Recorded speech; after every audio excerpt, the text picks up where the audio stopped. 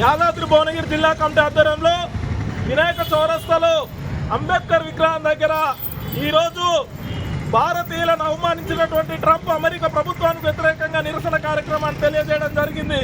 ఈరోజు భారతదేశంలో ఉన్నటువంటి నిరుద్యోగ యువత ఉద్యోగ ఉపాధి అవకాశాల కోసం అమెరికాకు పోయి ఉద్యోగ ఉపాధి చేయాలని చెప్పేసి ఏజెంట్ల మాయలో పడి 40 లక్షలు 50 లక్షలు లక్షలాది రూపాయలని ఖర్చు పెట్టి అమెరికాకు వెళ్ళిన సందర్భంలో ఏజెంట్లు చేసిన మోసానికి ఈరోజు భారతీయుల్ని అక్రమ వలసదారులు అని చెప్పేసి పేరుతోని అన్యాయంగా వారికి సంఖ్యలు వేసి ఈ 143 కోట్ల భారతీయులను అవమానపరిచే విధంగా ట్రంప్ ప్రభుత్వం వ్యవహరించడాన్ని తీవ్రంగా ఖండిస్తా ఉన్నాం.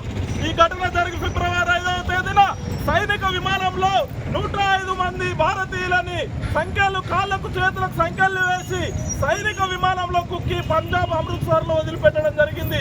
కానీ ఇట్లాంటి సందర్భం వచ్చినప్పుడు అమెరికా ప్రభుత్వం అక్రమ వలసదారులు ఎవరైనా ఉంటే ఐక్యరాజ్య సమితికి సమాచారం ఇచ్చి అక్కడి నుంచి గౌరవంగా వారి దేశాలకు పంపాల్సిన బాధ్యత అమెరికా ప్రభుత్వం పైన ఉంటుంది. కానీ అట్లా చేయకుండా అక్రమ వలసదారుల పేరుతోని ఒక ఉగ్రవాదుల్లాగా ఈరోజు భారతీయులను అవమానించినటువంటి పరిస్థితి ఉన్నది. దీన్ని యావత్ భారతీయులంతా కూడా తీవ్రంగా ఖండిస్తా ఉన్నారు.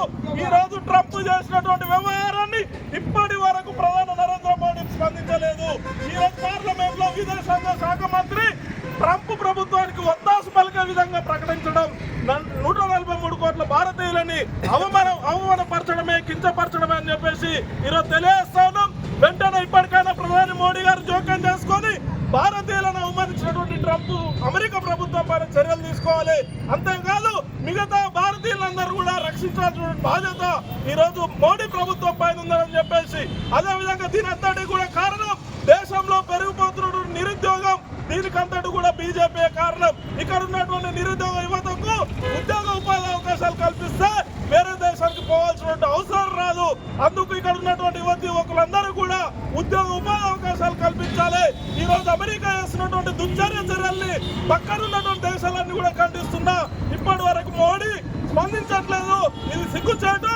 వెంటనే నరేంద్ర మోడీ గారు ఒక